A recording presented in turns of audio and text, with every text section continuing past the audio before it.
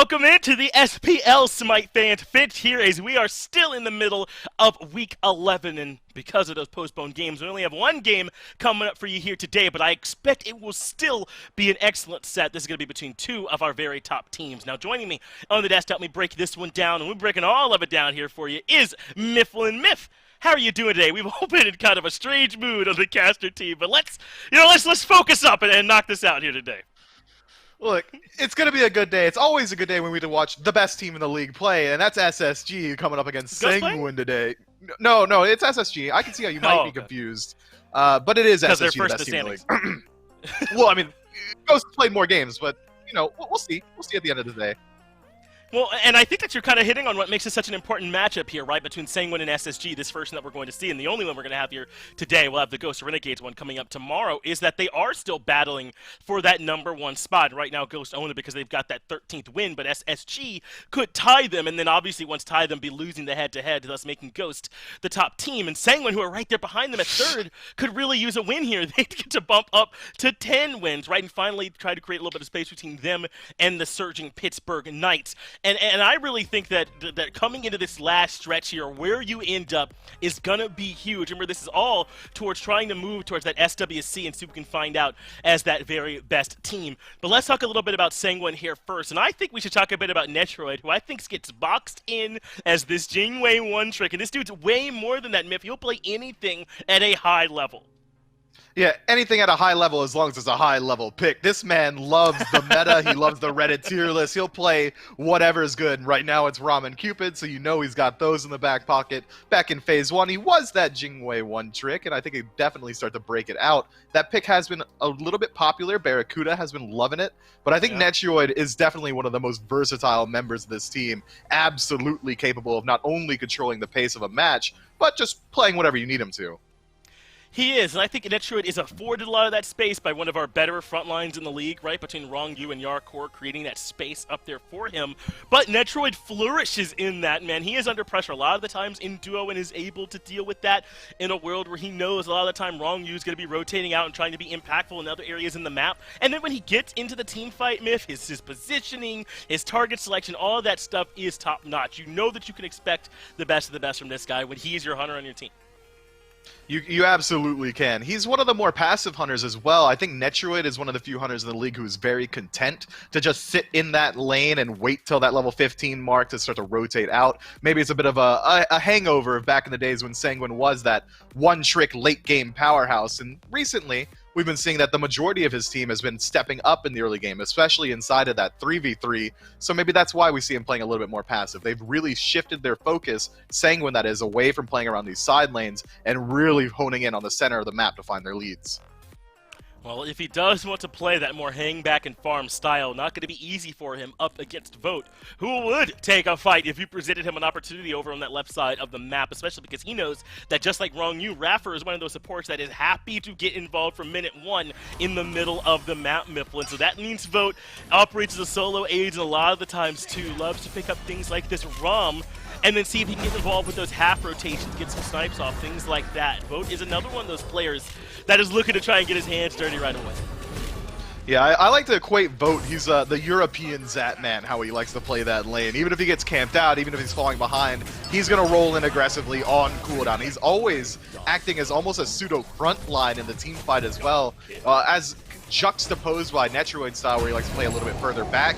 Vote is playing wherever the majority of his team is. If they have a dive-heavy comp, it doesn't matter what pick he's on, he's going to be up there with the best of them. But another one that's also gotten a lot of value out of this Cupid pick, as you're about to see here in this next clip too. He'll play whatever those top tier picks are as well. So I wouldn't be surprised if you see the Rom Cupid be heavily contested in this matchup. Those top 2 picks are often the ones that we see get looked at, especially when teams don't like to drop down to the Jingwei or the Heimdall, which are considered those very next picks that could be coming up when those other top ones are banned out. So this is one where I think that they'll be fighting over the Rom and the Cupid here, Miff. Now, Vote is the one that we talked to a little bit earlier on here today to see what his thoughts are coming into this match. So let's go ahead and hear from him in that pregame interview. That's right, I'm here with Vote from Spacestation Gaming, and I just want to know, Vote, actually, you guys have been #1 for so long this phase. I just want to know, how are you feeling as we approach the end of the regular season? Yeah, I'm feeling pretty good. I mean, can't really complain. I think me personally played a lot better this phase than last phase, so that's always a good thing. As a team, we just seem to be playing a lot better. Well, today you're going to end up going up against Sanguine, who, it was kind of weird. In Phase 1, they felt like they were just unstoppable, virtually. They did have a couple of losses. Then in Phase 2, it just got a little murkier for them. Now they've changed up their drafting style, kind of adopted an earlier level of play, and made that a little bit wider of a variety. Do you think that's going to end up making today's set a little closer than it would have been otherwise? I think in phase 1, like after like, the first half of it, they got too predictable. But like you said, they're changing stuff now. So I guess like, I mean, obviously it's working for them. So I think that'll make for a more interesting set. Well, you specifically are going to have to deal with Netroid and Rongyu. What are your thoughts on the matchup over there in the dual lane? Rongyu's insane. I hate playing against him, even in ranked. Even like when he's on my team in ranked, he's like hard carries. So I never like playing against him. And Netroid, I think last time he played, he soloed me, so that's not really too good. Well, hey, I guess there's something that you have your hands full with, having to deal with the dual lane. Do you think that's going to be impactful, especially them switching to an early game with Rongyu over there playing things like Hercules now? Is there something specific you're going to need to keep in mind as you go into this lane, or are you just going to kind of, same as always, go in, just hope for the best? May have to ban your Hercules, man. That might just be the answer. He's played like 13 games in a row or something like that. Just get rid of him, stop him from playing him, and that makes it a little bit easier, right? If you said Rongyu is kind of a hard carry, lock him down as best you can. Either way, it sounds like you guys have a good grip on this set. I'm excited to watch this one. It should be an absolute set to watch. So good luck in your games, and thanks for your time. Thank you. Sounds like SSG are confident coming into this set, and for good reason, right? This team has beaten everybody in the SPL, and except for Ghost, and those sets have been close, but they are beating everybody they come into contact with here, Myth. I mean, I know that we're having our back and forth about Ghost and SSG, but the margins are thin between those two squads, man. They're the best of the best that we have here right now, and that means Sanguine have their work cut out for them. Remember how their Phase 2 has been. They slumped a little bit at the start, and they started bouncing back with this aggressive early game. We're going to see here these picks and bans. Which version of Sanguine are we going to get, right? Are we going to get the one that's leaning towards playing aggressively? Are we going to get the one that's going to be trying to wait around a little bit longer, wait till they can group up in the team fight, and then start looking to take the action to SSG? I think the version of Sanguine that we get to see on any given day is based on how the bans play out in this first initial phase, with SSG kind of hinting at the fact, or Vote at least hinting at the fact, that we might be looking at a Hercules ban coming through. I think that really is going to control what type of god Rongyu is going to be willing to play. If we see him try and shift his focus a little bit more so towards a late game Guardian, kind of the Khepri Geb mindset, like those true supports within the league, we might see Sanguine try and reprise that Phase 1 look, where it was, okay, we're going to be conflict adverse until 25 minutes. But if Hercules does make his way through and we see Sanguine get that pick, I think we will definitely see that early game aggression. But SSG and Vote have never told a lie. Hercules getting banned out immediately. And I think this is a great call. Rongyu said himself, he saw that a lot of the other supports like PBM, Aurora, they would like to play this Hercules, so he takes it away from them. He's gotten used to playing it now, and they like that early aggression, so this should limit that aspect of what Sanguine can do, and they're going to take away Yamoja. I mean, that's just a typical ban, but some respect being given over towards Rongyu. But Sanguine only spend one of their bans on Dardes. A lot of the times you want to take his Hera away from him as well, not just that Aphrodite, so I wonder if SSG, maybe not in this top slot, but in these first three, we'll try to come back around and get a comfort pick here for Dardes. Yeah, I think they could. With Cupid being banned out and Rom still available, it is the next best hunter. So I'm surprised to see that Amaterasu comes through here. And then I remembered that Nika's the best Amaterasu to ever grace the earth. So put it on him. He's going to be able to control that lane relatively well. Now, Sanguine have the opportunity to take the Rom for themselves and force SSG down into one of those lesser picks, the Heimdall, the Jingweis, or recently the Ho Yis. But the On Her buff is live. His jump is so much faster now. I think we might see that god have a little bit of a reprisal in the SPL. Maybe not today, but soon. Could be exciting. We know that all these hunters are getting valued right beneath Rom Cupid, so that it gets banned so often, so we'll keep an eye on her eventually does end up showing up. Now, Rom comes in for Sanguine as you expected, and the Erlong Shen. Panatom has looked good on this pick lately here, Miffin, and I think it's something that you want to prioritize. Gets a lot of control out of that jungle role and means they can pick up a lot of different options for Shinto that will synergize with it. But we're going to be seeing here next where SSG wants to go in regards to what pick they want to give over to Dardes. Obviously, it cannot be that Aphrodite. And they go ahead and prioritize the Jingwei here this early. I'm a little bit surprised by that one. I imagine the mid lane pick going to be the next one. It could be, but we also know that Sobek's been seeing a lot of priority recently, and Raffer absolutely loves that pick, so I wouldn't be surprised to see that come through here, but maybe with SSG taking the Jingwei for themselves, they don't have to worry about that knockup nearly as much, which just has the nice counter matchup, especially in Erlang Shen as well. That turtle form, not going to be very good at locking down that Jingwei. It is going to be the Hera hover, and it is coming through here. Dardes doesn't get very many opportunities to play this pick. It gets banned out so regularly. We'll see if he's still got it in him. Oh, I'm confident that he does, man. We'll be seeing this Hera pick do a lot of work, I'm imagining. And now, as you said, they do have this Jingwei that has less to worry about when the Erlong Shen comes in with the turtle form knockup. They do have this Amaterasu that we know what Nika's teamfight presence is like, that he likely will be able to get at least a little bit ahead towards the end of the laning phase and then rotate out and be impactful. And Dardes is on one of his signature picks. But now so is Sanguine.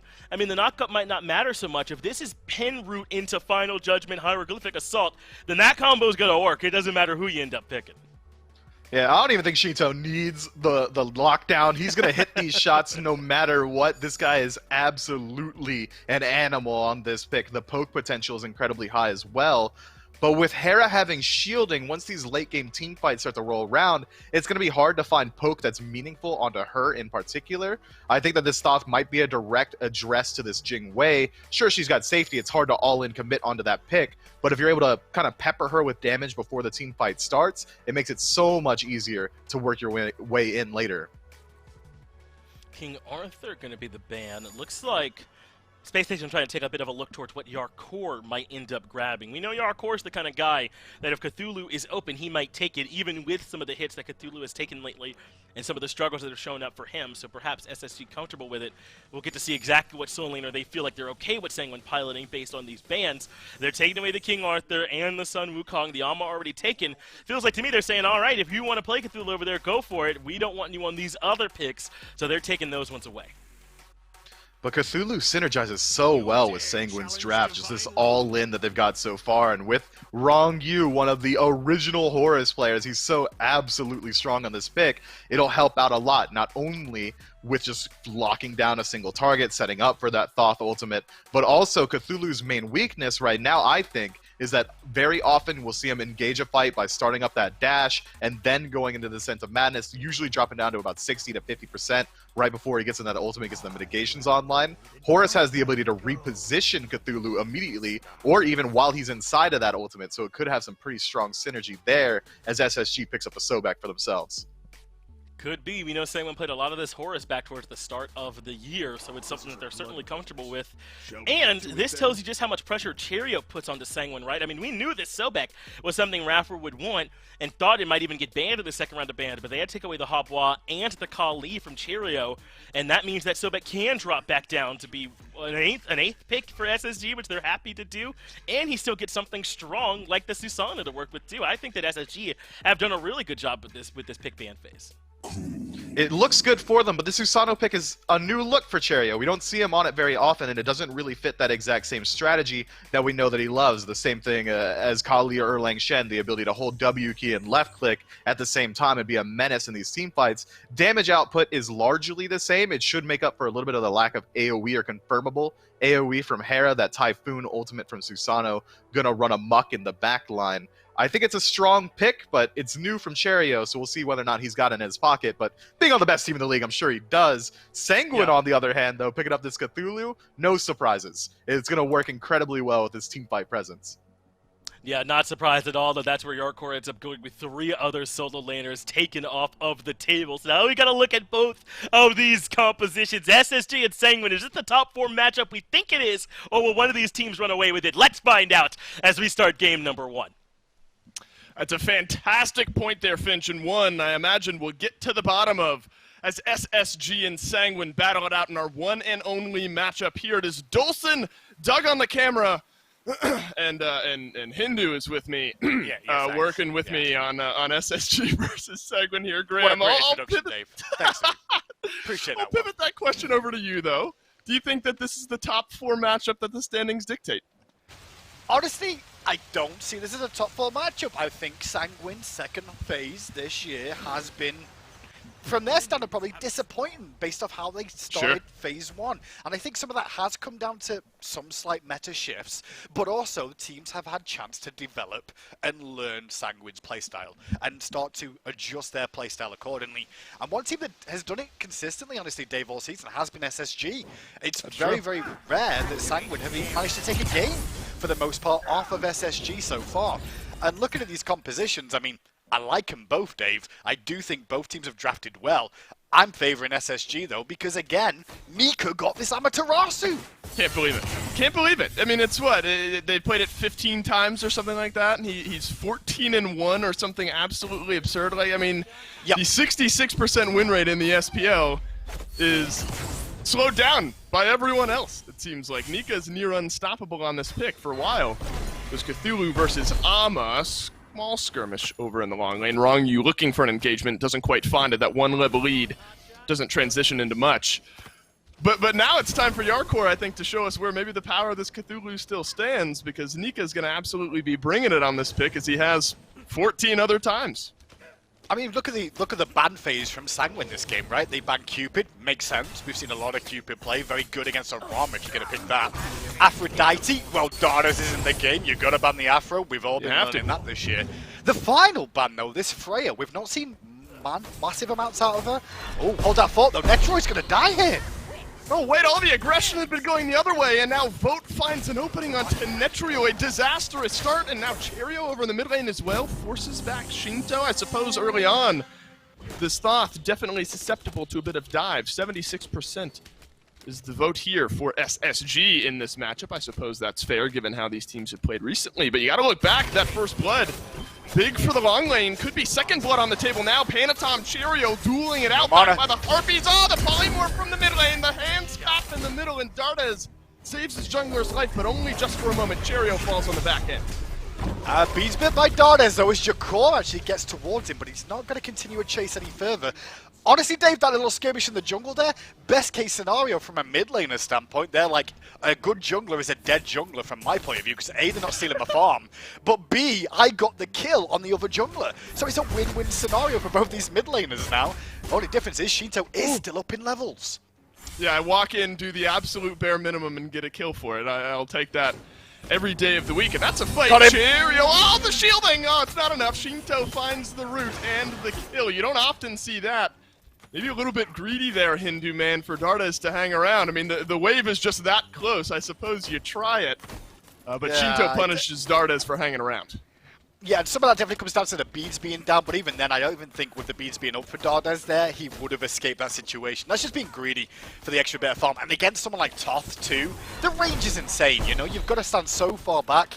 It's unpredictable. Funny enough, I did want to talk about Toth a little bit. We've seen a rise of him once again in terms of pro league play. And I'm a little bit surprised by that. I think it really is. They like that long-range artillery and a little bit of safety. But up against this Space Station roster here, there's a lot of dive potential to get to a Toth. Sobek, good for it. Nika on this Amaterasu, obviously good for him. But then again, I think that's one of the reasons we see a Susano, one of the most mobile in terms of junglers, able to get to that back line. If people try and disengage with that dash, he's able to run it down pretty effectively. Yeah, and it's sort of been the pick that Panatom has gone to out of his back pocket every once in a while, should he need something interesting to throw into that jungle role. And maybe an interesting twist, the Erlang Shen, we have started to see his rise over in jungle. Great for that setup. How about this build path, though, that he's gone short bow immediately into the first tier of his boots? You know, maybe sometimes you build into the Katana tree, something similar on this Erlang Shen, but gotta admit, haven't quite seen the bow builds recently. Yeah, not too often we really see a short bow in the jungle at the start, but I mean, the options of where you're going to go with that, right? I'm pretty sure it's probably going to be an Iqval here. More than likely the best option for him. I mean, you can go Silver Branch for the extra penetration early. It's power and attack speed too. But realistically, it's more than likely going to be this Iqval to try and shut down and gain more power, but also reduce your opponent's attack speed as this game goes on. It's good. in the early game. 50% attack speed's okay. I'm excited to see where he transitions later on. It really is just to help out his early jungle clear more than anything else, with him being a little bit more basic attack focused over abilities. And we see Erlang Shen's with that attack speed build absolutely shred health bars, so Panatom definitely setting himself up for success into the future. A couple of kills on board for Shinto have pulled him about a half level ahead of Dardes over in that mid lane. And I got to admit, Hindu, man, I mean, the first couple of minutes of this game seemed very uncharacteristic for both of these teams, in the sense that SSG and Sanguine both have been okay in a lot of their games and sort of farming things out early on and waiting until that mid game to start making some plays. Things have slowed down now, but I was definitely taken aback with how many of those early small skirmishes we saw just a few minutes in. And the reason for that is Sanguine in the dual lane, they're aggressive, right, in terms of playstyle. Rama and Horus together with Sobek. Right. You expect aggression there. And that was Vote losing his beads in the early game, and Sanguine just over-chomping, just getting a bit too deep, playing too aggressive, and punish them there as we tune in again. But at the same time, the fight on the right-hand side that we saw so far, Dave, was what Cherio's plan is. Farm as much as possible and strip some of this right-hand side jungle. Whenever he can catch Paniton maybe on the left-hand side of the map, get those Harpies on the right-hand side. So keep the pressure to the right-hand side for the time being, because his dual lane isn't aggressive in that early game. They need to farm up. So it's one of the reasons you see this sort of trade-off between the two at the moment. I'm still comfortable if I'm Spacestation right now, but I'm keeping an eye on Shinto. He's having a good time in the mid lane. Yes. And honestly, I think that's by device of how well Shinto can really do up against this Hera pick in the mid lane. The long range means he's not going to get poked too easily by Hera. Well, Cherio nearly gets to pull back in onto Shinto. Beads were there just in case for the Thoth, so like we would have been able to stay alive as well. There is maybe a small window for Raffer onto Netrioid here. Beads down on this ROM, though the ultimates are there. Pluck on, back immediately into the knockup. Vote airstrikes up and over, just has to choose his landing spot, and he's got it. But Netrioid stays alive a little bit longer, but not long enough. Vote swoops down. Graham, sometimes we set the stage perfectly, and that feels good. Dude. SSG pick up. That was all you. That was all you. You were like, hey, by the way, his beads are down, and Rafa clearly heard you and went, okay, let's go, and finds a great pluck. A little bit of disrespect, I feel like, from Sanguine there towards the danger of that pluck from Rafa. Like, it's obvious as the day is long, you've got to be well-positioned and be very aware of it at all times. Gets plucked in. Easy, easy kill there from Spacestation Gaming. Good little pickup in the dual lane. And that pulls Vote now a couple levels ahead and a couple kills ahead. That's going to open the door. This purple buff invade. Wrong, you just searching close by, and he'll complete the ultimate here, but he's all alone. Argus drops down. That's a killing spree, but Shinto will snipe down Vote in the backline as well. Netrioid has found a few snipes. Dardes will dodge out a decent bit of the damage there. Ultimately, we land at a 1-for-1, but purple buff invade successful for SSG. Honestly, wrong use play there, right? A lot of people are going to be like, what was he thinking? Question mark, question mark. I was. But look at Sanguine all around him. Rama with the snipes, Toth coming through, and an Erlang Shen. He was a sacrificial lamb to try and destroy the Space Station roster, because Cherio wasn't there. Cherio turned up towards the tail end. They dropped a kill, in my opinion, there, Sanguine. I think they could have got another one out of that. But shutting down Vote for a second and keeping Netrioid on farm, and look how Netrioid is freezing that wave on the left-hand side to get the biggest boost out of this in game farm back. It was a good little play from Sanguine, sure. Rangyu looks crazy, but he's doing it for the good of the team, and that actually makes sense. Yeah, so win there maybe for Sanguine from all that range. That opens up the question then for SSG and how their backline dive looks, and I think it looks pretty decent here, Hindu, man. I mean, Amaterasu, you pop that down, something offensive, you're going to have some good engage. I think Cherio as well. So if you're talking about how often and how readily you're going to be able to get on to the long-range snipers, the Thos, the Ra, and those types of compositions, maybe SSG have taken that to heart in their draft. And that's, honestly, when you look at the Sanguine's comp, they really have a good front line with this, you know, Cthulhu and Erlang Shen. Outclass Horus is a kind of, he can peel for the back line, but also assist the front line too and be aggressive when needed. But then their carries, this Rama, this Toth, both have really good artillery and survivability for the most part. The only difference is the chase down potential from Space Station is strong. Nika, Rafa, and Cherio are more mobile gods or gap closers. That's going to be a big concern. Agreed. I think that's going to be something that Sanguine have to worry about. Quick pause before we get you back into the action here shortly. Interesting pickup, though, for Vote, and maybe something that we can sort of look at moving forward and how he is going to start to be able to adapt and shift around his play style here. We've already noted the interesting pickup of the Icavale for Panatom over in the jungle there for Sanguine. Warrior Tabai for Vote over there in the long lane on the Jingwei. Now, I hesitate to bring this up because Vote is often a proponent of I just had money for it, so I bought it. But Warrior Tabai may be feeling a little extra here early on in the game. It's kind of weird with Warrior versus Ninja. I think it's very situational for the most part in terms of what your playstyle is going to be. But power's power at the end of the day. It's going to help with wave clear a little bit more. And if you think about how that lane has played out so far, you expect to see Jing try and get a bit more power online in a lot of examples. But like you said, a lot of the pros will, under a circumstance of, well, I had the extra 50 gold, just invest it and go for a deeper item. It's one of the reasons, like, some of the more expensive items in the game, like the Deathbringer, the Heartseeker, for example, they're seen as luxury items according to the developers, and it's because they cost so much. So yeah, I think the Warriors not a really big thing there. I think the extra power is going to be good. He does lose a little bit of attack speed off it, but with these Hunter builds, you normally see a bit of attack speed coming in later anyway with an Atlanta's bow.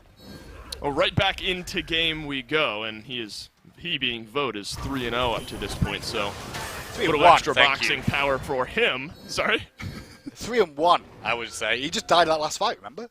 Oh, right. 3-1. So, you know, I got to give, guess discredit where it's due. And really now it's a battle between Shinto and Vote, right? For the ability to affect these team fights. All of the kills have gone on to one or the other, save one that has made its way onto Dardez. So kind of the protect the carry compositions maybe already in full swing just 10 minutes in.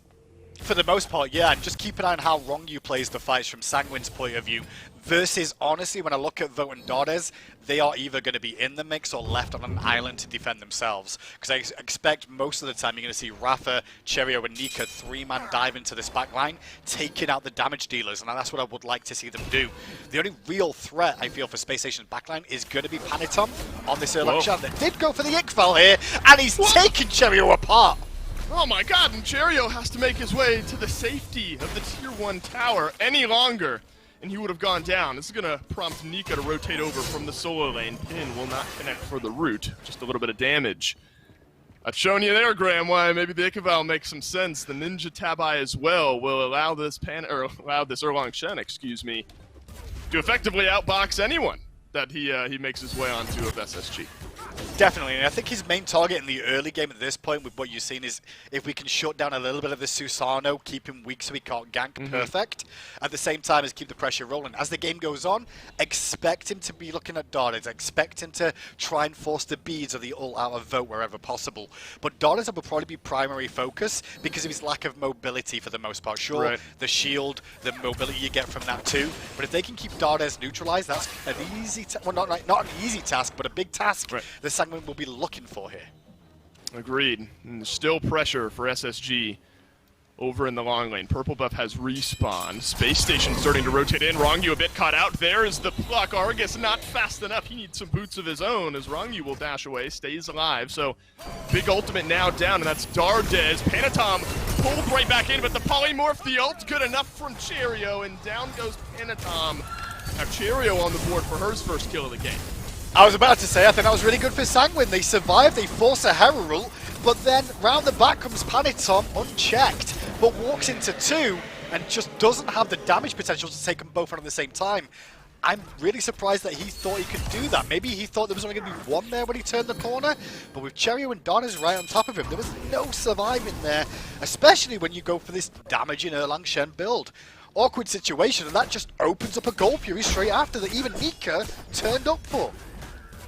And that's so brutal often when you're going up against SSG, a team that can capitalize on the smallest mistakes and snowball the smallest of leads. One that is about 1,000 gold here up to this point. One level tilted over towards Cherio. Shinto, of course, with the 3 kills, nursing a 1-level lead there. Same for Vote in the long lane over Netrioid. So XP-wise, things largely the same here. But Space Station Gaming, Graham, so good at starting to snowball when they get these small bits of momentum moving forward.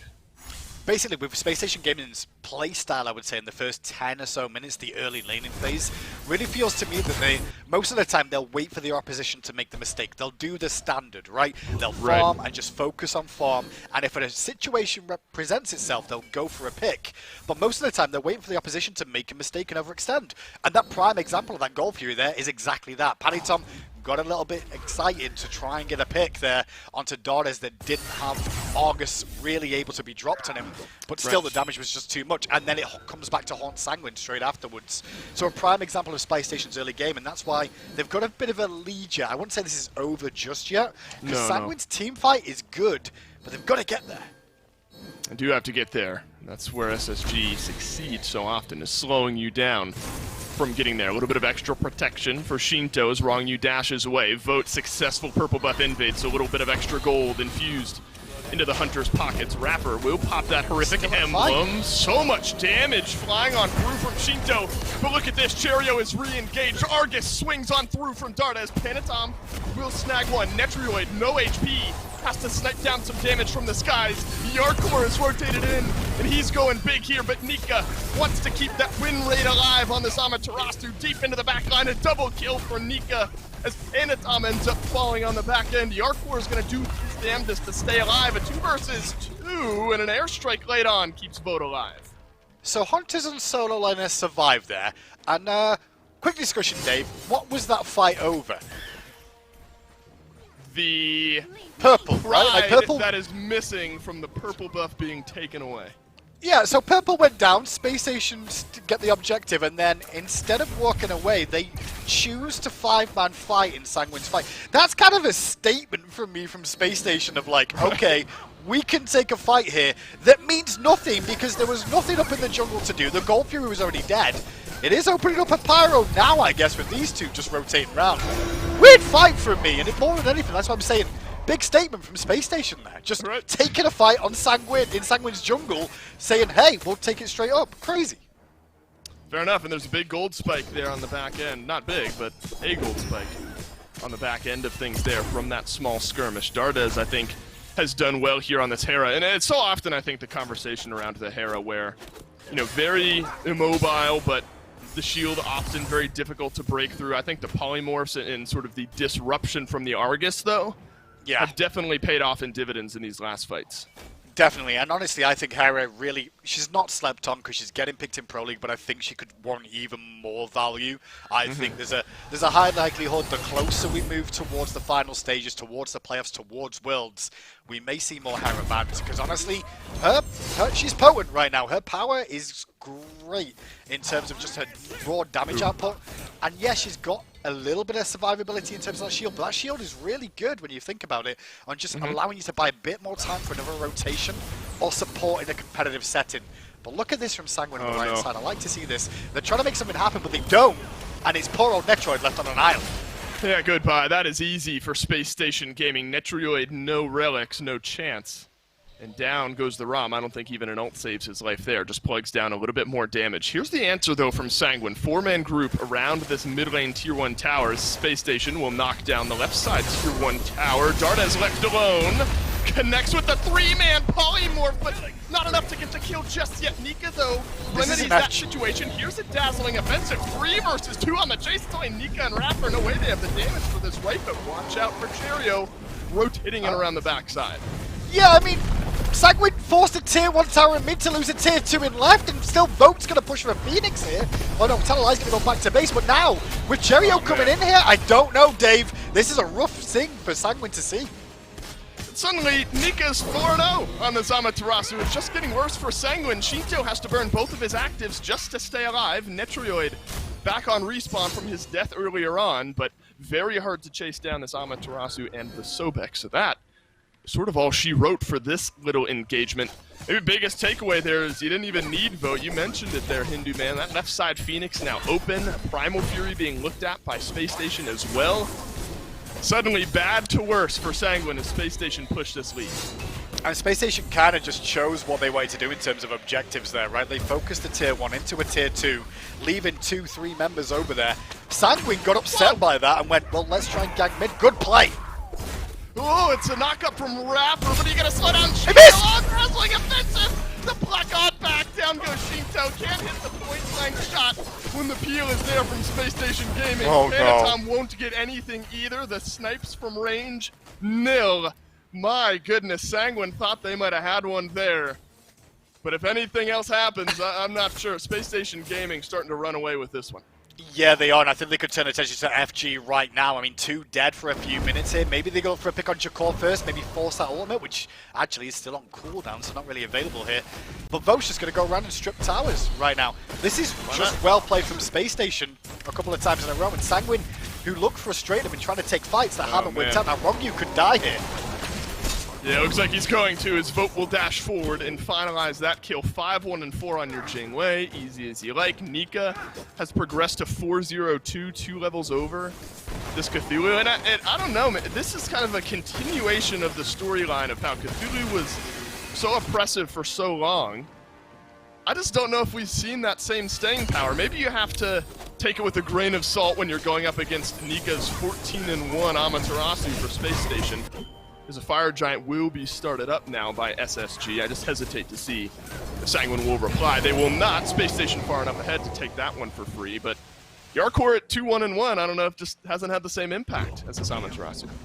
Yeah, I mean, obviously the rotations coming out from Nika are a little bit quicker, and that's expected with the mobility of Amaterasu. You can even see that he's not even had to go teleport this game, where Jakor has as well, so he's got an extra relic in those team fights to stay alive.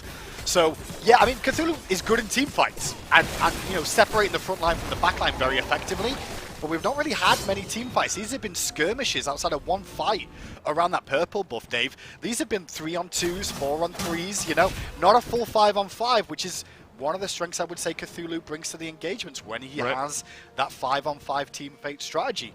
Amaterasu, meanwhile, mobility around the map, zooming around, gives a bit of a sustain too, but also that ultimate just so impactful in splitting the difference up. And Nika, unless we said Nika, what was it? He said 14 wins out of 15 games so far. Like, he's lost. And here's the thing, right? I know we talk about stats a lot, and sometimes the stats are like, oh, they've got an 82% win ratio on this god. Well, they've played it 4 times, right? And you're like, well, that doesn't really add up. This dude has played it 15 times this year. He has a 90% win ratio on this god. How is it getting through? Like, how is that happening? That 15 games and he's a 90% win ratio with it? Ban it away! Like, obviously you think you can deal with it, but so many teams haven't. Why is he still getting it? Make him play something else, please! For the love of all that is holy.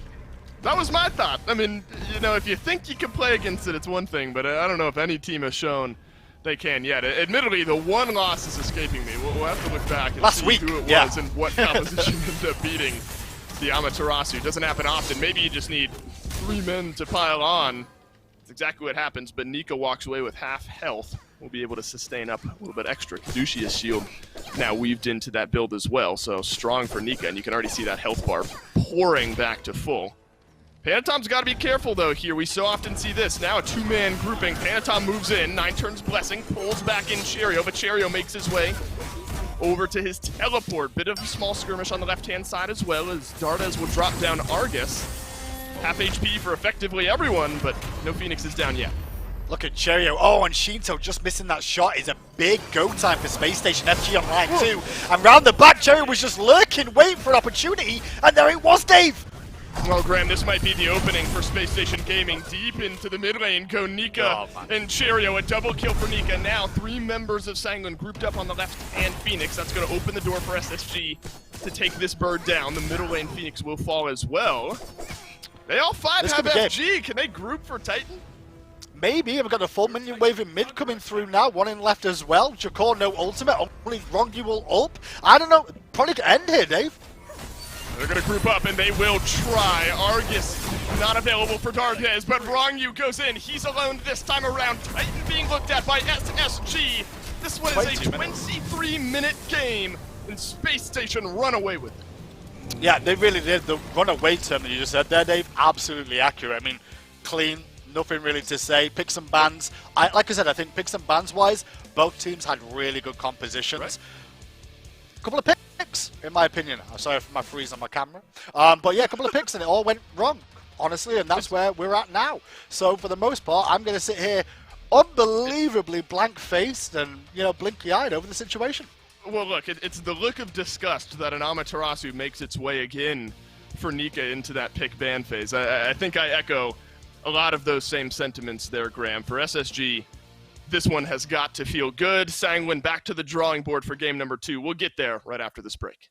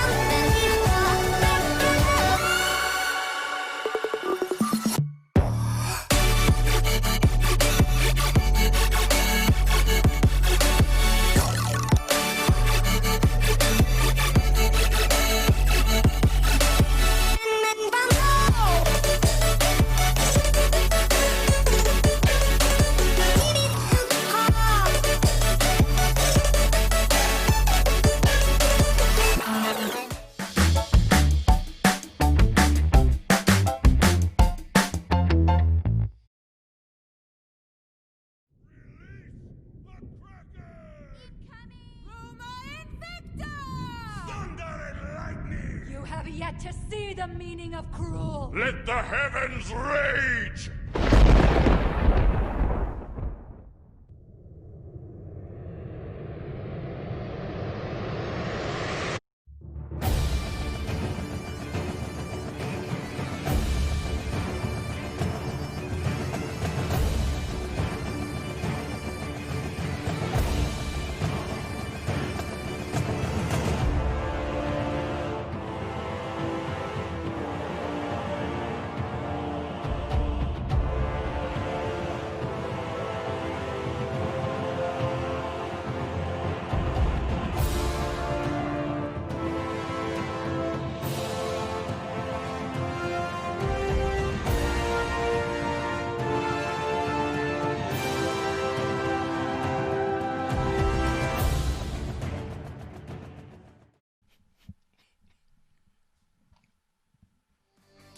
Hey, welcome back to the SPL Smite fans. We just got through watching SSG take a confident win over Sanguine. Before we move too far on, I want to talk to you all about how some of these games keep us on the edge of our seats. Not the last game, though. That game was a stomp in favor of SSG. That's a game where you want a comfortable whole seat to make sure that you are sitting on. That's exactly what you can grab with your Maxnomic need for a seat. Make sure you go pick one of those up because you also get the in-game ward skin when you pick up this chair. So you want to make sure you're going to show off to everybody else that not only are you beating them in-game, but you're comfortable at a game and beating them there, too. So yeah, make sure you all enjoy that. I'm still here on the desk, though, with Mifflin. And Mifflin, sort of as I alluded to just now, this game was not particularly close. Once SSG started turning on the gas, they were really out in front. And for me, it felt like it was really the side lanes, man.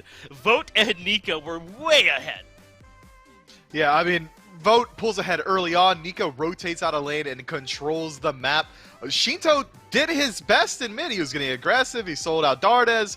But it just isn't enough when both of your side lanes are struggling as hard as they were. Vote and Nika both picking up 6 kills. Nika going undying. And it just felt like Sanguine was taking a lot of fights in the early to mid game. that they really didn't need to, defending a purple buff against 5 at a deficit, immediately losing out on that engagement, going to some objectives behind. At one point, Rongyu at level 11 decided to step up to a level 19 vote at a 1 HP mid tower, lost the tower and his life. I think Sanguine can clean it up just a little bit. Their draft phase was fine. It's just maybe that mid-game decision-making. Yeah, and I mean, if we're going to talk about the draft phase, I was a little bit confused about that early Freya ban that we saw from Sanguine. I think it was one of their third one that they did.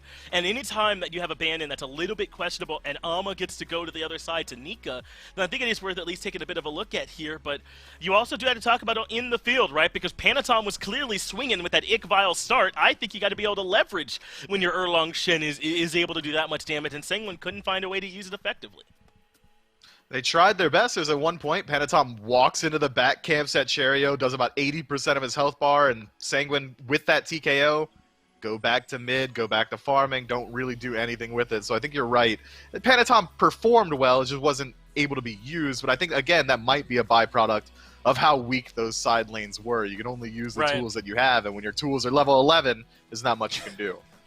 No, it's going to be hard for him to find anywhere to go to look for pressure, right? Anywhere for him to go to be able to try and turn the fight around and look to try and invade buffs or that sort of thing. So Panatom and the rest of the squad were stuck in a bad situation there in game number 1. And SSG happy to take care of him. I mean, talk about the way that duo started off this time, where Raffer was landing the plucks, where there was one time when we came over to the duo lane and we just saw Netroid basically in the tower. How did he get that far? We didn't even get to see it, but it must have been a pluck, just completely out of control.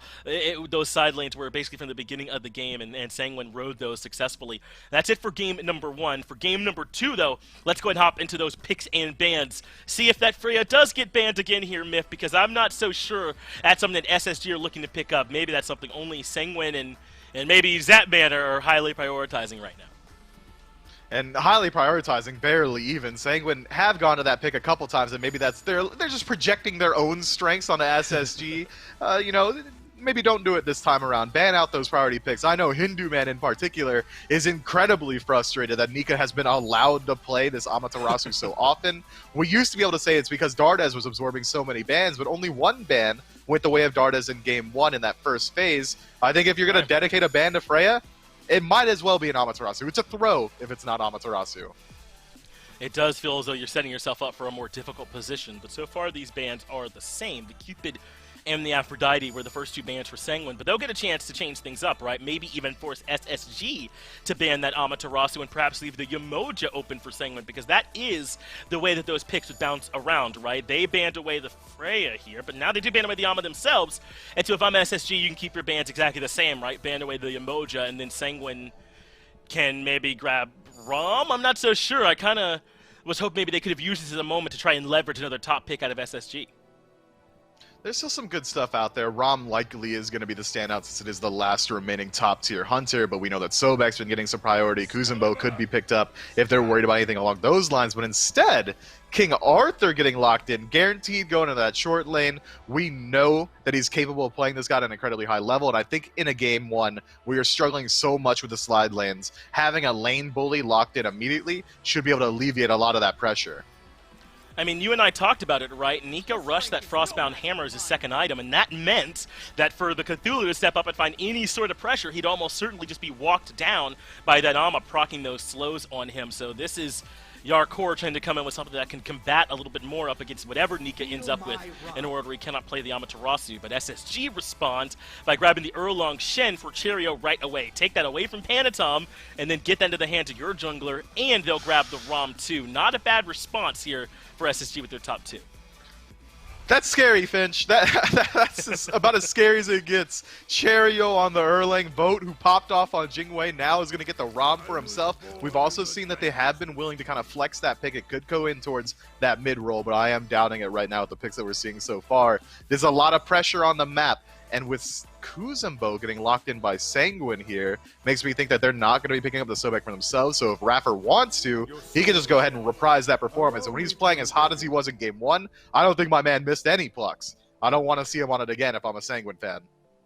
I agree, and I'm a bit surprised that they didn't want to prioritize it. But they take the Kuzenbo, which certainly works for Wrong Yu, and a chance now for SSG to grab that Sobek. But this is interesting what Sanguine have done. They banned the Cupid at the start, and Rom goes over to SSG. Sobek comes in, no big surprise, I don't think, there. And so now Spacestation have a chance if they want to target out Panatom here with this spot. If they want to try and target out Netroid, we'll get to see. But if they want to go to Netroid, take away the Jing Wei and maybe one more Hunter, they've really limited his pool in a world where he cannot play the Rom, Cupid, Jing, and potentially one more X'd off. Or if they'd rather try and take a bit of a shot here at Panatom while they have the opportunity. And it is going to be a Hunter ban coming through here. Heimdall immediately banned out. Zapman's been playing that pick an awful lot. I wouldn't surprise me if they go ahead and dedicate their second ban slot SSG that is towards that Jing Wei. We know that Nechuo is incredibly comfortable on it. But he's also got a Ho Yi in the back pocket. And with how aggressive SSG has been playing, Ho Yi having that disengage tool with the ultimate, the ability to leap out of pressure, could be able to avoid it, but instead it's going to be this Usano ban targeting out Panatom, taking away that one comfort pick that he's been having a lot of success on recently. And this Freya ban coming through from Sanguine? Yeah, they think this ROM is going towards mid. I suppose they do, and so they do ban away this Freya, and now we've got our chance to see how SSG want to respond. I mean, the Hera's still open, right? Why would they pick Freya when Hera's still out there? And I agree, fellas. Take the Hera. I don't know what this... I can't... I don't know how to make sense of it here. This does not seem completely cohesive to me from what Sanguine are doing. I feel like they're banning away the D tier option, but A tier is still out there, homie. Yeah, look, I'm a chair too. It's my job to explain what's happening. I can't do it. It doesn't make any sense to me. This Freya ban is absolutely wild. Hera is banned consistently against SSG in the first phase. They ban it in the top 3 normally, and now Dardas is picking it up. 6th pick overall for the game. Absolutely wild. It is. It's nuts, man. And this is scary now if you're Sanguine. All I can assume is that they want him on this Hera pick, and they have some kind of plan to exploit it. It's going to be the AMC Circuit. So Sanguine going a bit deeper now into the playbook than we've seen them do in past. This AMC going to be heading over there for Netroid. It is a bit more vulnerable, especially into something like a Sobek. Didn't this feel like a Jing Wei game, by the way, where you get to not have to worry about being plucked? I'm not so sure about this one here from Sanguine. And then Erlang Shen as well, AMC. Yeah, right. You walk a little bit faster when those hives are up. If you get pinned and this Erlang Shen makes 1 auto attack's worth of contact with you, you're dead. 9 turns. Blessing, turtle form, ferret form, whatever you want to do, he's got the ability to chase you down. This AMC pick is so dangerous. It's so largely immobile, which is why we're seeing this Guan Yu get picked up. Because the cavalry charge, there's no way for them to avoid. There's nothing they can do. They've got no walls. They've got no leaps. If AMC makes eye contact with this Guan Yu like a Pokemon trainer, they're going to be clashing, man. This is crazy.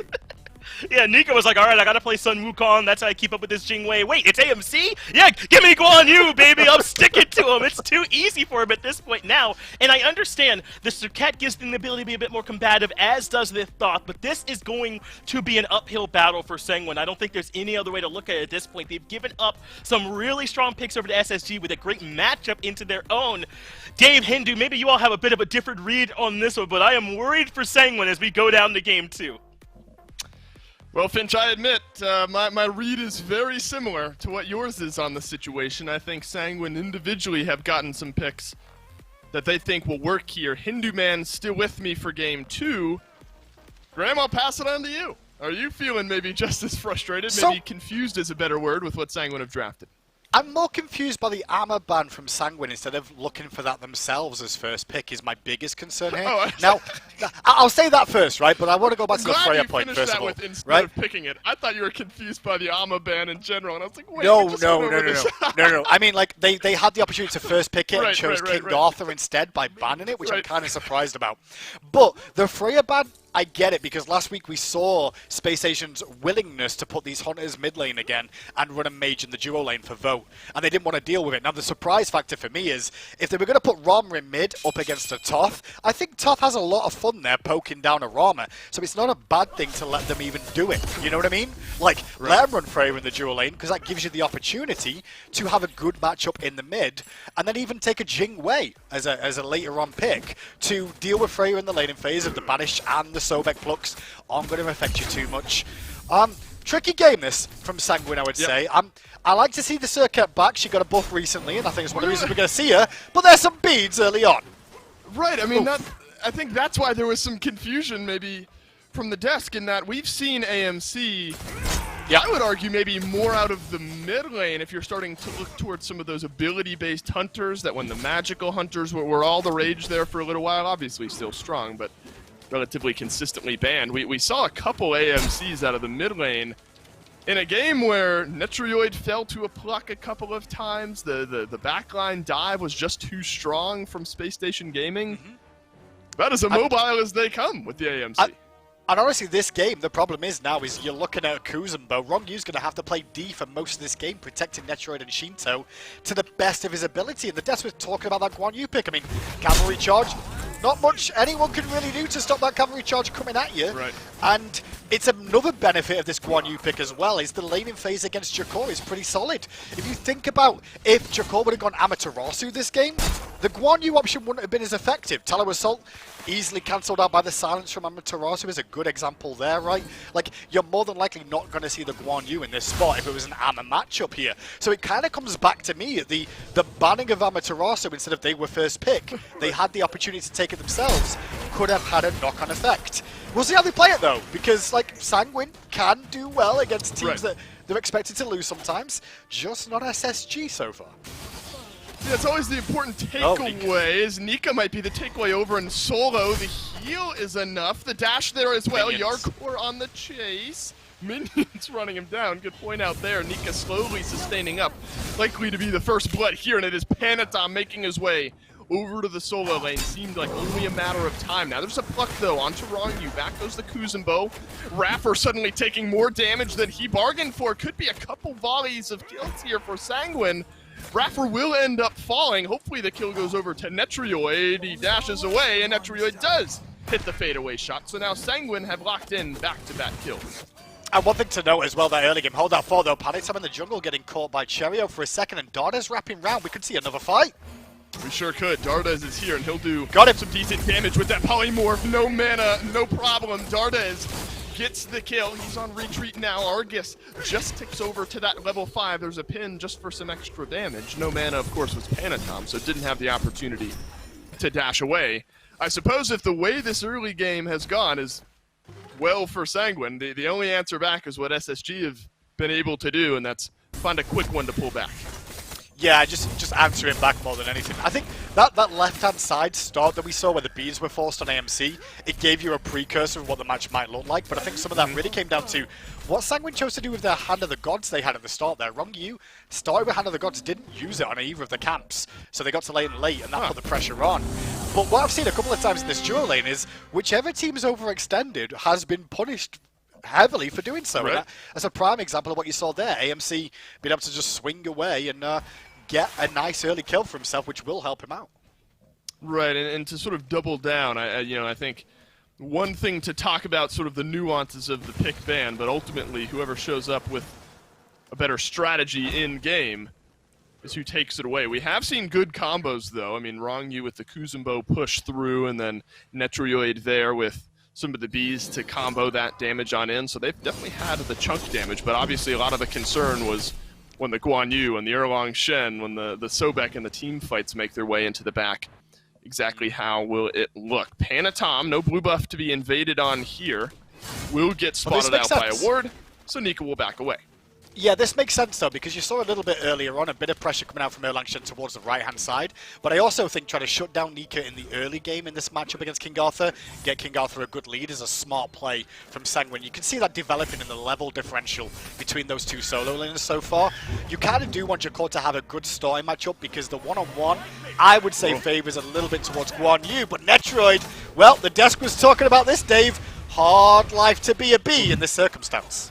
He has to use the beads. He does stay alive. No snipes from Vote connecting there for damage. Otherwise, Cherio may have been confident enough. Shinto just needs to connect with one or two, but Darda is just quick enough to run away. Now purple buff being fought over. Dropped down by Sanguine, I believe, here. No, it's Rapper who picks that one up. So successful on the invade is SSG. Ronyu trying to chase it on through. Up and over goes Panatom. Silence is Cheerio. The tick damage from the beads. Oh, Panatom plucked right back into Cheerio, and they don't have the damage yet, but Rapper sure does. Shinto just wide on a few of the long-range abilities there in Cheerio. Is he going to stay alive? No, wrong you from range with the Nene Kappa, but he gets plucked immediately back in.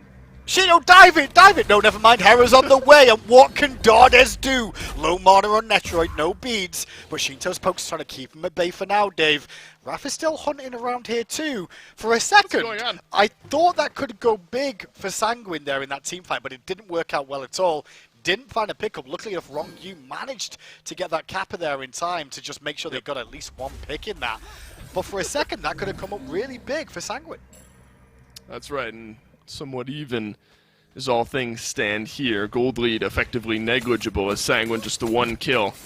Good for a few hundred gold right off the top there. This is not unlike how we saw the other game start, though the script a little bit flipped here, where it's the kill onto Wrong You, the kill onto Netriode, where Raffer and Vote, I won't say they've been heavily punished, but kind of maybe against my own expectations, a lot of the pressure has been pushing against them, though I think you were apt in pointing out that sort of overextension tends to be which way that lane flows.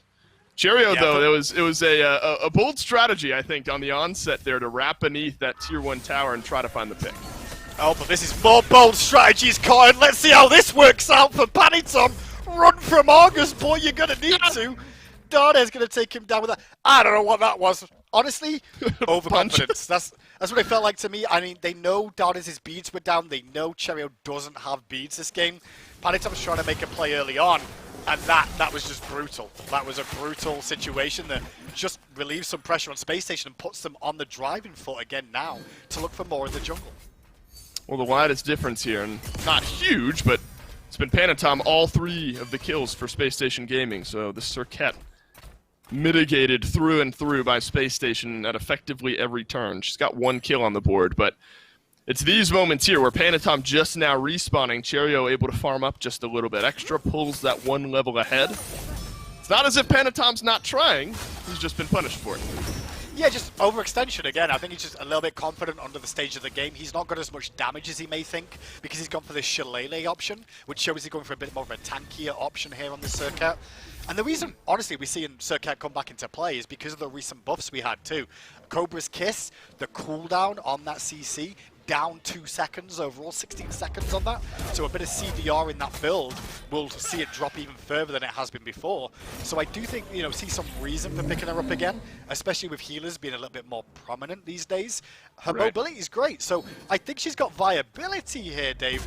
I just think Paddington bit off more than he can chew a couple of times so far. Same in game 1, same in game 2. Yeah, I think it was Sam, right, who played Circuit yesterday for Ghost, and he built her. It was Relic Dagger, Shifter Shield, Pridwin at some point. I mean, it was more bruisery and kind of engage, and right along, I think, the thread that you're talking about there. So no Sledge in Sam's build from yesterday, but maybe similar mindset out of Panatom. Over here in the solo lane, though, maybe a good look there. Yarkor, we expected him to slowly start to pull just a little bit ahead of Nika. There was a small engagement that went the way of Yarkor, but maybe a half level behind is not going to be enough, but you can put him further behind if you're going to dive his tower. Cavalry charge being ticked on down, and Yarkor will pick up the kill. Panatom makes his way over to Solo, and it results in a kill, but Cheerio here as well. Double 9 turns blessing. Yarkor with the knock-up wrapper. Horrific Emblem will slow down Sanguine on the retreat. This is a good old 2v2. No one else rotating in just yet. Yarkor will connect with Cheerio. On to the ultimate. Big damage cleave through on the spin. Rapper erupts from the earth, but Panatom escapes with his life. Well, at the end of the day, Nika does at least fall. No teleport available to get in the fight, but still the fight's going. And Cheerio going to go down because Sanguine get here in the rotation. Rapper should live as the dive succeeds. Well, that's 2 kills in a row there for Sanguine on that right-hand side dive. That I was a little bit suspect of with their position at the tail end, because Nika did a good job, I feel, in one way with the cavalry charge. He tries to keep them in tower range, buy as much time, and make them overextend to allow his teammates to come in, but they don't have the damage to bring them down. Paddington's Sledge really allowing him to survive there alongside Jakor on a King Arthur. Yep. And, I mentioned sort of at the beginning of that fight that it was just an old-fashioned 2v2. Nobody was rotating, and then the fight went on so long that Sanguine said, I guess we have to come and join in the fight. And that's really when things turned over there on the right-hand side. The sort of worrying trend, as I like to word it, is Vote and Netrioid have been left alone. Just now, Netrioid pulling back 1 level on Vote. Vote was 2 levels ahead just a moment ago. So this ROM, the Devourer's gotten let up against that Transcendence, still feeling good as far as farm potential. Funny enough, seeing that Transcendence from Netroid here, he's going to be swinging this game, so just keep an eye on AMC if he gets the opportunity to. But going back to the right-hand side again, it makes sense for me, Dave, to see Sanguine look to pressure that solo lane some more. King Arthur has no way to really cancel out the wave clear for the most part of what you can see from a Guan Yu. Tallow Assault, knock up immune during Tallow Assault, and one of the only things Jakor's really got is a knock-up in that kit to really slow down that farm potential. So limiting Nika getting ahead and giving this 2-level lead to Jakor is important for Sanguine, but can they convert it elsewhere on the map when it gets to team fights? They're looking at Jakor, they're looking at Panitom to be the divers to the backline, because we already mentioned Rong Yu, he's got his work cut out trying to keep AMC alive in these engagements. If he can do that, Sanguine have a key to victory, but it's also making sure that Nika isn't big enough to stand too tall on the backline when Rong Yu is there defending. Right, Nika at 0-2. Now's the breastplate of Valor, so still confident likely in his ability to do exactly what he wants to do in a lot of these fights. At least in game 1, you know, it was Vote over in the long lane pulling a big lead, but Shinto at least had that lead over in the mid, so things were somewhat even as far as the carry regard goes. This time it's still a 2-level lead for Vote. The only level lead outside of that is for Yarkor over in the solo lane on this King Arthur. Panatom eats a good chunk of damage from Dardes, so feels the full might of that 2-level lead over on that Hera out of the mid lane. But look at this from SSG starting to pivot a little bit over towards the left-hand side. That was an interesting little skirmish between Panitom and Dardes too, honestly. But this fight in the jungle, as Cherio goes in. Oh, no. Oh, that's a good one there on the red buff as Panatom drops down. Now Shinto makes his way over, but will dash away. So a red buff invade, it looks like. Sanguine at least able to get their own red buff. Spacestation just making sure nobody will walk in and pick that one up. But Rapper has now been pushed on back and now knocked up. But Rong Yu left alone with 4. Luckily, the ultimate will do just fine in self-peel. And Space Station Gaming, I think, smartly won't look for much more. Sure, but what they got was, like, they get a kill, they go towards Gold Fury again, and Sanguine just sat so far back, and every time I turn around, there's another beads being forced, there's another death happening to Sanguine in their side of the jungle there, and all the pressure on that side of the map at the moment is all SSG. Sanguine just need to farm. Honestly, if they're not going to take these engagements in the jungle, give up a couple of these buffs and go farm, because otherwise they lose the buffs, they lose lives, and they don't get any farm either. And Golf is going to go down too. Space Station just playing the right opportunities when they present themselves, and Sanguine not having an answer so far. And I think that's exactly where a few of my worries were when I brought up that, you know, Vote has the big level lead, and it's the opposite side of the map with the big lead for Sanguine, where the early objective's easier maybe for Space Station Gaming to lock down. Panatom having none of it, though. Engages onto Rapper. The snipe from Shinto connects down. Goes the Croc as Sanguine will lock in their 6th kill of the game. Shinto now has 2. Little greedy, I'd say, from Sanguine. When I say greedy, I think it's just overusable, and there's both Panitoms and Shintos used there.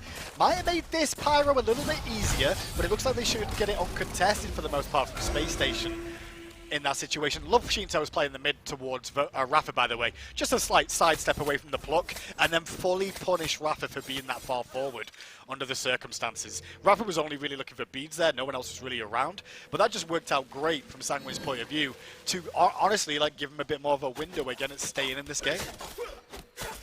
What do we think Netrioid is building into here? Has the tower shield, could be Berserkers, Shifters, or Glad Shield over there for Netrioid on the AMC.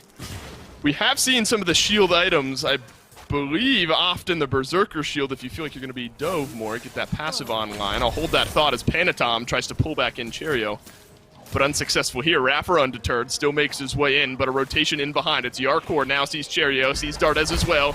Dash in, but taunted right back out. Yarkor will ult in onto Dardes in the back, but look at the polymorph to self-heal. Panatom has to disengage, but Yarkor and Rong Yu are there for the re-engage onto this Hera, who somehow stayed alive. Shinto just wide on the snipe, but Yarkor does end up locking down the kill onto Dardes. Pulled on back, though, as Yarkor and Cherio picks up that one. Here come the snipes from both. The double kill for Cherio. Panatom has to leap away.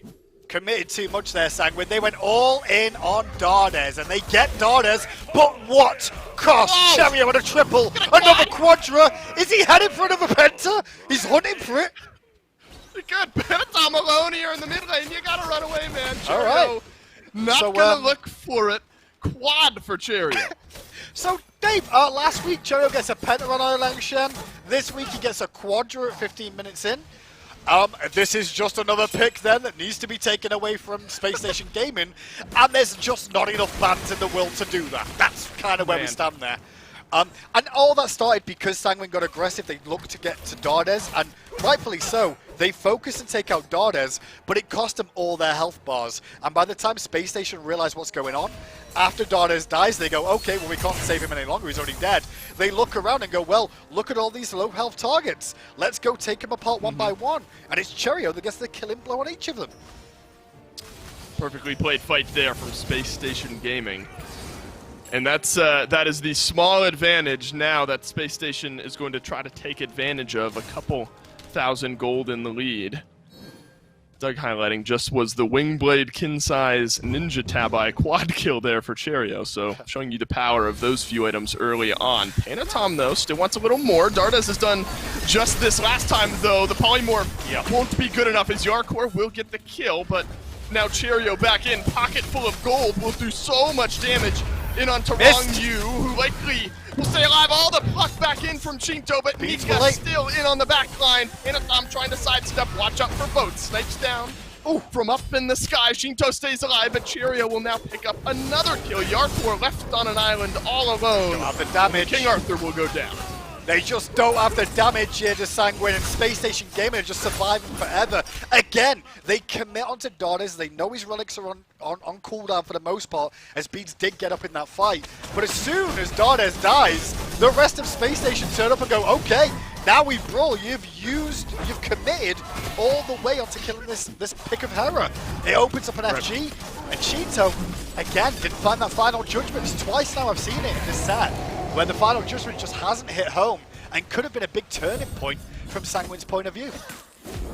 It's almost the exact script that SSG followed in Game 1. You did a good one here, Hindu Man, for Space Station up against Sanguine. Space Station, just a few small fights. I say small, but it's a quad kill, so that's pretty big for Cheerio. That opens up the door for that Fire Giant. Is the Berserker Shield, to just kind of return to that point for the AMC. Yeah. Transcendence not yet fully stacked.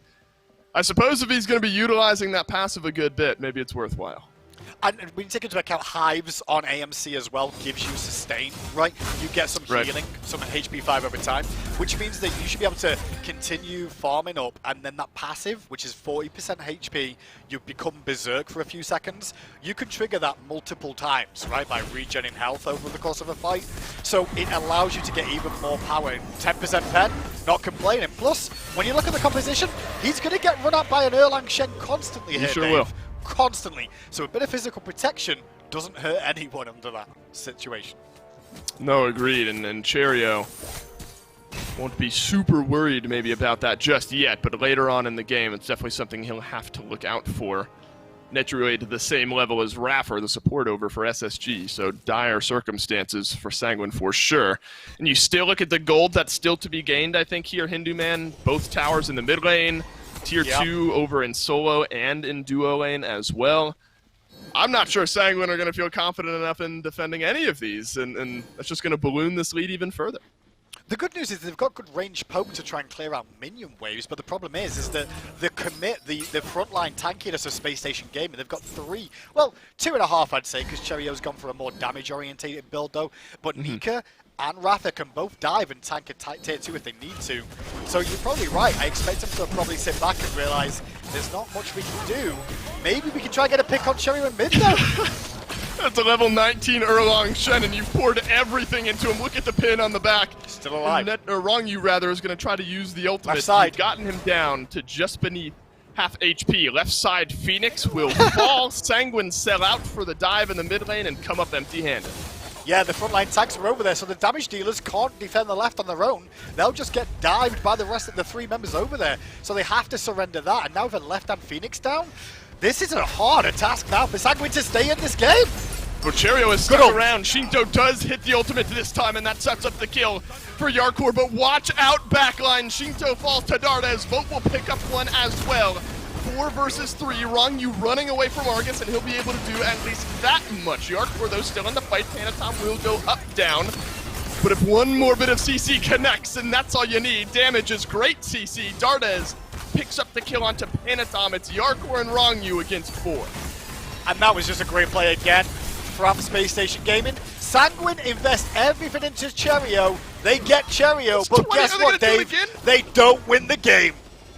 They're gonna do it again. It's 21 minutes in, and Space Station Gaming just walk their way in. This one is not close. Game 2 will fall faster than Game 1, and Space Station Gaming 2-0 day. Rough day from Sanguine, honestly. Rough situation to look at there. Yep. Like, they didn't look great. Honestly, I think they picked some bans Game 1.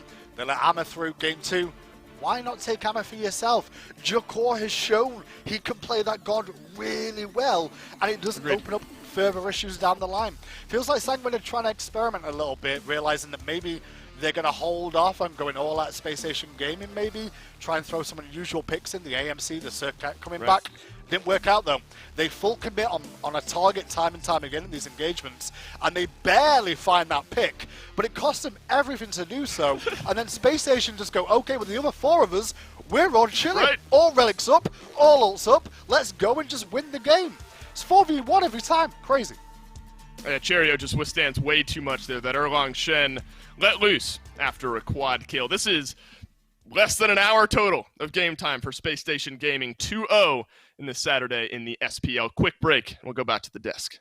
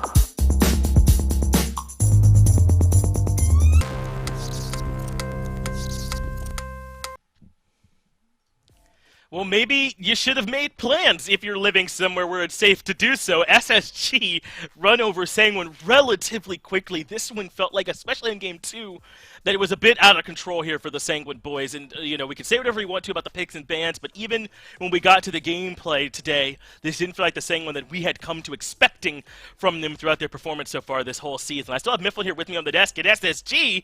If you're an SSG fan, you're feeling great, right? They cleaned this one up cleanly. There was really nowhere where you were feeling as though things were out of sync here from this squad. It wasn't a particularly big test, but they certainly aced it. Well, you said say what you will about P's and B's, but as far as I'm concerned, that's where the game was won. That AMC was 5 levels down at one point, level 13 to the 18 from vote. What are you going to do? What are you going to do in that situation? You can't have AMC move up and try and play safe anyway. He's just losing out. But for my money, and I know I have to say it, Cherio was the difference maker, but Raffer in particular had a very good showing today. He was performing incredibly well in this Sobek, finding consistent plucks. He was able to set up these team fights incredibly well. He was always in the front line setting something up. And his peel was immaculate as well. I think that as a whole, Spacestation played at their best, and Sanguine really didn't. They didn't, man, and Panatom had some curious decisions on this Circuit. I'm thinking about that jump in he did on to Cherio and Dardes when they were together and caught Argus to the face. I mean, there were some odd moments here in this game, undoubtedly, from Sanguine, and it wasn't just that SSG were playing really, really well. It was that Sanguine, to me, they did not feel like the Sanguine that we had gotten used to up until this point. Yeah, normally they go for that early game pressure nowadays. We didn't see enough to really set them apart. Then sometimes you expect them to go for that late game centric team fight play style. We didn't get to see that either. I think maybe Hinduman, or we gotta hope that Hinduman was right about it, but maybe Sanguine are just hiding some strategies for a little bit later on in the phase. Maybe they consider that Space Station may have been an opponent that they didn't want to show off too much against just quite yet. But if this is what we're testing, I think the test was a success. Don't do it again. And here's the thing, man. SSG and Ghost, which are the teams that Sanguine are playing this week, that's nuts.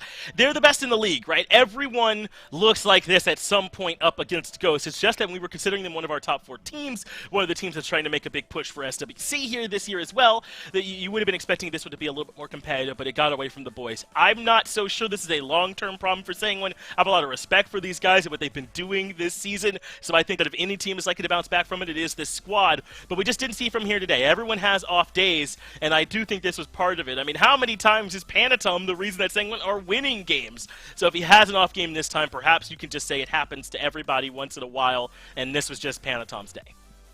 Yeah, I gotta agree with you completely. Sanguine is a team that we know has a very high top end, and they do generally perform very consistently, so one off day, I'm willing to forgive this time around. It was a pretty off day, but as you said, Panatom has earned the right to at least into mode one time, but he's got to trade in that card for this performance. This might be what that case was here, huh? Well, let's go ahead and take a look where all these teams are currently lining up in relation to one another. So we'll see exactly where they are lining up. It's going to be Sanguine now falling down a little bit more. Pittsburgh Knights now getting a bit more claims at third-place spot. If they're able to find one more win, improve to 10, it's the inverse of what we thought coming into this set. Pittsburgh Knights improve. SSG do now get back up to that number 1 spot, so I know somewhere out there Mifflin is cheering loudly for his boys having a big win. And as we talked about, we do still have this big set coming up tomorrow where Ghost will be playing up against Renegades. Renegades have been improving lately, but this is still going to be a really difficult set here for them trying to go up against this Ghost team.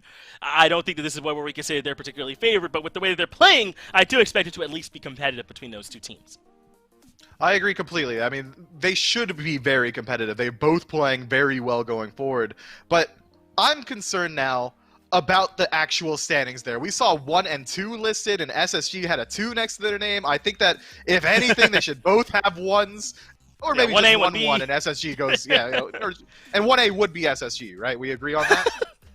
I don't think so. I mean, maybe alphabetically, but not even first alphabetically. Man, it's Ghost in every single way I could think of at this point. But we still do have to celebrate the team that actually won this set. SSG came out of that one dominantly, and who looked better than Nika, who finally got his Amaterasu banned. Let's go to him for this post-game interview. That's right, Nika is with me. Nika, congrats. I mean, this one is, 23 minutes, 21 minutes for you guys, firing on all cylinders. I will pick up exactly where Finch left off there. We always get to ask your teammates about the Amaterasu, all that sort of stuff. Are you happy that you finally get forced into playing something else with Guan Yu here in Game 2? I mean, obviously it does get a bit boring, like spamming one god, but... I mean, it's comp, right? You play to win. If it's open, you pick it. If you're doing well, you just keep playing it, and... sadly we did lose the undefeated streak on it, but still looking good, I'd say. That's right. No, it looks phenomenal for you guys. Guan Yu is what you ended up pivoting to.